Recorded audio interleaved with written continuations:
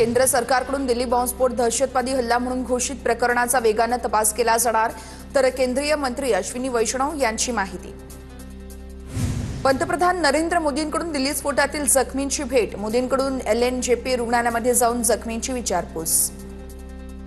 लाल किल्ला स्फोट प्रकरणातील 300 किलो स्फोटक अजूनही गायब, शोध सुरू असल्याचं कळतंय। अतिरेकी डॉक्टर 2 वर्षांपासून स्फोटक जमा करत होते। शिवाय दिल्ली ब्लास्ट प्रकरणामध्ये जम्मू काश्मीरमध्ये देखील छापेमारी, शोपियामधील जमात-ए-इस्लामवरती पोलिसांचा छापा।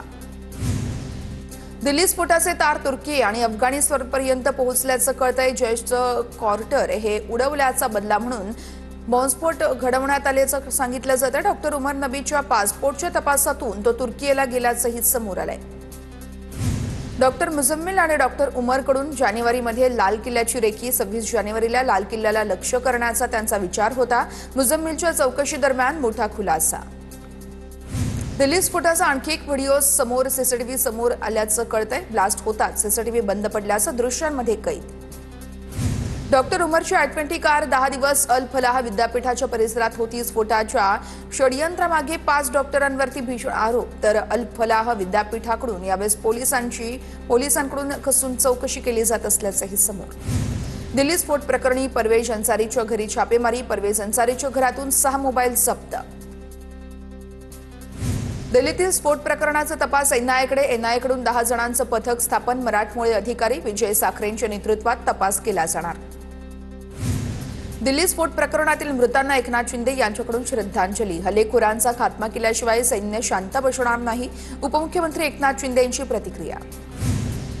समीर पाटलांविरोधात वक्तव्य, रवींद्र धंगेकरांना बोललं, अब्रूनुकसानीच्या दाव्यात धंगेकरांना बोलण्यास कोर्टाचा नकार, तर जैन बोर्डिंग प्रकरणात धंगेकरांचे समीर पाटलांवर आरोप। कांचन साळवी आणि अमोल खुणेंची ऑडिओ क्लिप जरांगेंनी ऐकवली, साळवीचे आरोप जरांगेंनी खोडून काढले। साळवी म्हणतो काही संबंध नाही, पण माझ्याकडे पुरावे आहेत। अजितदादा धनंजय मुंडेंना किती दिवस वाचवणार, जरांगेंचा सवाल। जरांगेंच्या हत्येचा कट रचणाऱ्या आरोपींना 14 नोव्हेंबरपर्यंत पोलीस कोठडी। आरोपी अमोल खुणे, दादा गरडला कोर्टात हजर करण्यात आलं। तिसरा आरोपी कांचन साळवीलाही 14 नोव्हेंबरपर्यंत पोलीस कोठडी। राज्य शासनाने स्थापन केलेली त्रिभाषा धोरण समिती आज पुणे जिल्ह्याच्या दौऱ्यामध्ये शिक्षण तज्ज्ञ, विचारवंत शिक्षकांचा समावेश असणार। नरेंद्र जाधव यांच्या अध्यक्षतेखाली समितीची स्थापना। मनसे नेते राजू पाटील यांचे भाऊ विनोद पाटील यांची ईडीकडून 10 तास चौकशी, ईडीकडून विनोद पाटील यांची पुन्हा चौकशी होणार। लोढा ग्रुपमध्ये भ्रष्टाचार प्रकरणामध्ये विनोद पाटील आरोपी आहेत। लाडकी बहीण योजनेच्या वेबसाईटमध्ये बदल करण्याची प्रक्रिया सुरू, कोणतीही लाभार्थी महिला वंचित राहणार नाही, मंत्री आदिती तटकरेंची माहिती। HND बोर्डिंग बाहेर लावलेले बोर्ड गोखले बिल्डरने हटवले, जागेचा व्यवहार मागे घेतल्यानंतर बोर्ड काढण्यात आले। गोखले बिल्डरच्या कर्मचाऱ्यांनी बोर्डिंग बाहेरील बोर्ड काढले। शेतकरी कर्जमाफीवरती राज्यभरातील जिल्हा बँकांची बैठक, रायगड जिल्हा मध्यवर्ती बँकेच्या अलिबाग मुख्यालयामध्ये बैठक पार पडली। बच्चू कडूंच्या बैठकीला उपस्थिती। मुख्यमंत्री देवेंद्र फडणवीसांनी छगन भुजबळ यांची भेट घेतली, एशियन हार्ट इन्स्टिट्यूटमध्ये जाऊन भुजबळांची भेट घेतली। काही दिवसांपूर्वीच भुजबळांवरती हृदयाची शस्त्रक्रिया पार पडली होती। फडणवीसांनी रुग्णालयामध्ये जाऊन भुजबळांच्या तब्येतीची विचारपूस केली। मुंब्र्यामध्ये ATS कडून सर्च ऑपरेशन करण्याची गरज, दिल्ली स्फोटाच्या घटनेनंतर श्रीकांत शिंदेंची मागणी। सोलापूरच्या कुर्डुवाडी नगर परिषदेत शिंदेंची सेना आणि शरद पवारांची राष्ट्रवादी एकत्र, माढ्याचे खासदार धैर्यशील मोहिते पाटील यांची मध्यस्थी यशस्वी। राष्ट्रवादी आणि शिवसेनेचा प्रत्येकी 10 जागा लढवण्याचा निर्णय, नगराध्यक्षपदाचा उमेदवार एकनाथ शिंदेंच्या शिवसेनेचा असणार। छत्रपती संभाजीनगर जालन्यामध्ये स्थानिक निवडणुकीत वंचितला सोबत घेणार, काँग्रेस खासदार कल्याण काळेंची माहिती। तानाजी सावंतांचे बंधू शिवाजी सावंतांचा आज भाजपात प्रवेश, पवारांच्या राष्ट्रवादीचे सुभाष पवार यांचीही भाजप वापसी होणार, तर भाजप प्रदेश अध्यक्ष रवींद्र चव्हाण यांच्या उपस्थितीमध्ये पक्षप्रवेश होणार। आज सकाळी 11 वाजता पक्षप्रवेश पार पडणार। डहाणूचे माजी नगराध्यक्ष रवींद्र फाटक यांचा शिंदेंच्या सेनेमध्ये प्रवेश, उपमुख्यमंत्री एकनाथ शिंदेंच्या उपस्थितीमध्ये पक्षप्रवेश। फाटक यांच्या प्रवेशामुळे डहाणू नगर परिषद निवडणुकीमध्ये समीकरण बदलणार। जालन्यामध्ये ठाकरेंच्या शिवसेनेला मोठा धक्का, भास्कर आंबेकरांचा शिंदेंच्या सेनेमध्ये प्रवेश, उपमुख्यमंत्री एकनाथ शिंदेंच्या उपस्थितीमध्ये पक्षप्रवेश पार पडला। धुळ्याच्या दोंडाईचामध्ये महाविकास आघाडीला धक्का, 4 माजी नगरसेवकांचा भाजपात प्रवेश, मंत्री जयकुमार रावल यांच्या हस्ते पक्षप्रवेश। जळगाव पालिका निवडणुकीच्या तोंडावरती ठाकरेंची शिवसेना आणि पवारांच्या राष्ट्रवादीला धक्का. मंत्री गुलाबराव पाटलांच्या उपस्थितीमध्ये माजी नगरसेवक अण्णा भापसे यांचा शिंदेंच्या सेनेत प्रवेश. लोणावळा नगर परिषद निवडणुकीच्या पार्श्वभूमीवरती महायुतीमध्ये मतभेद. राष्ट्रवादीसोबत युती न करण्याची भाजपची भूमिका. आमचा पक्ष स्वतंत्रपणे निवडणूक लढवणार. भाजपच्या सुरेखा जाधव यांची प्रतिक्रिया. अहिल्यानगरच्या पारनेर नगरपंचायतीच्या नगराध्यक्ष पदाचा पदभार मवियाच्या विद्या कावरे यांनी स्वीकारला. नुकतीच विद्या कावरे यांनी 6 मतांनी विजय संपादन करत नगराध्यक्ष पदाला गवसणी घातली. जालन्यामध्ये ठाकरेंच्या शिवसेनेला मोठा धक्का. भास्कर आंबेकरांचा शिंदेंच्या सेनेमध्ये प्रवेश. उपमुख्यमंत्री एकनाथ शिंदेंच्या उपस्थितीत पक्षप्रवेश. वनमंत्री गणेश नाईकांकडून शिरूरमध्ये बिबट्याच्या हल्ल्यामध्ये मृत्यू झालेल्या चिमुकल्याच्या कुटुंबियांची भेट. तर मी या खात्याचा मंत्री बदनाम होण्यासाठी झालोय असं वाटायला लागलंय, नाईकांचं वक्तव्य. जालन्यातील अंबड तालुक्यातील सुखापुरी मंडळामध्ये बिबट्याचा वावर. जिल्हाधिकाऱ्यांचं नागरिकांना काळजी घेण्याचं आवाहन. वनविभागाच्या पथकाकडून पिठोरी सिरसगाव परिसरात पाहणी.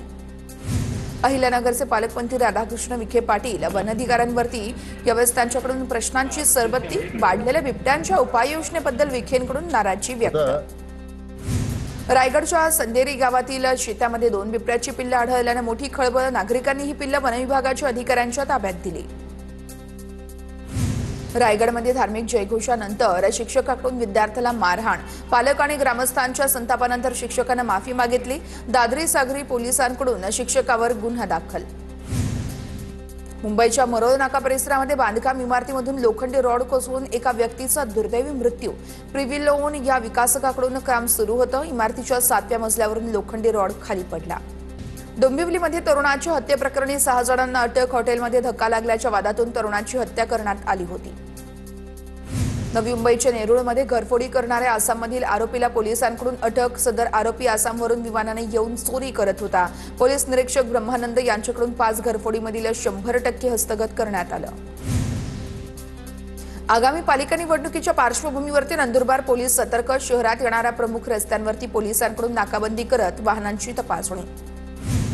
धुळ्याच्या साक्री तालुक्यामध्ये रब्बी हंगामाची उशिरा सुरुवात. यंदा तालुक्यामध्ये 21,840 हेक्टरवरती रब्बी पिकांची पेरणी केली जाणार.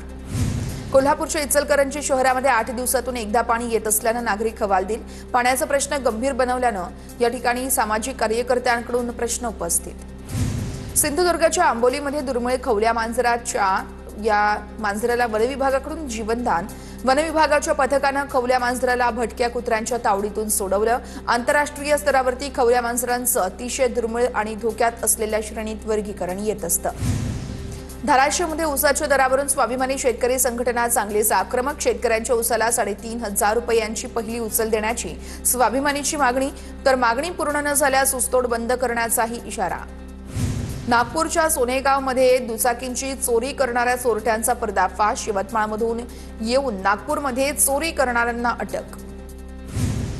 शिंदेंच्या शिवसेनेतून भाजपात गेलेल्या अनंत शिंदे यांच्यावरती विनयभंगाचा गुन्हा दाखल. कंपनीमध्ये काम करणाऱ्या महिलेकडे शारीरिक सुखाची मागणी केल्याचा आरोप. बुलढाणा जिल्ह्यामध्ये नाफेडच्या नव्या नोंदणी प्रक्रियेमुळे शेतकऱ्यांना मनस्ताप. सोयाबीन खरेदी विक्रीसाठी बायोमेट्रिक पडताळणी बंधनकारक असल्यानं शेतकरी अडचणीत. वयोवृद्ध शेतकऱ्यांच्या हाताचे ठसे उमटत नसल्यानं नाहक त्रास. बुलढाण्यामध्ये ठाकरेंच्या शिवसेनेकडून मलकापूर उपजिल्हा रुग्णालयाचं रेफर टू बुलढाणा नामकरण. रुग्णांना किरकोळ तपासणीसाठी देखील बुलढाण्याला पाठवण्यात येत असल्याचं शिवसेनेचं आंदोलन. तर 8 दिवसात परिस्थिती न सुधारल्यास शिवसेनेकडून तालाठोको आंदोलनाचाही इशारा. पुण्यातील कोथरूडमध्ये टवाळखोरांकडून दहशतीचा प्रयत्न. सुतारदरा भागातील गणेश कॉलनीमध्ये 10 नोव्हेंबरला टवाळखोरांनी दहशत माजवली होती.